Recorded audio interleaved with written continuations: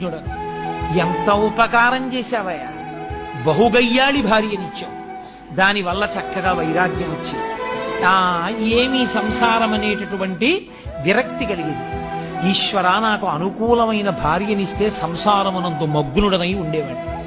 కానీ నేను అలా ఎక్కడ మగ్నుడనైపోతానో, ఎక్కడ నీకు దూరం అయిపోతానో అని నాకు గయ్యాళి భార్యనిచ్చావా, నేను నీకు సర్వదా కృతజ్ఞుడను అని ఆయన మెట్టు దిగి వెడుతున్నాడు. అవతల స్తంభం చాటి నుంచి ఇంకో ఆయన వచ్చాడు. ఈయనేదో వస్తున్నాడని ఆయన అక్కడ ఆగాడు. ఆయన వచ్చి అన్నాడు, ఈశ్వరా, నేను నీకు సర్వదా కృతజ్ఞుడను.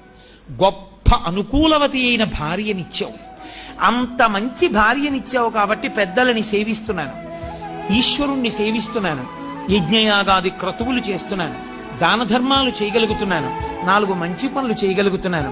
అంత మంచి భార్యనిచ్చినటువంటి నీకు కృతజ్ఞుడను అన్నాడు. ఇప్పుడు ఈశ్వరుని యొక్క అనుగ్రహాన్ని పొందడానికి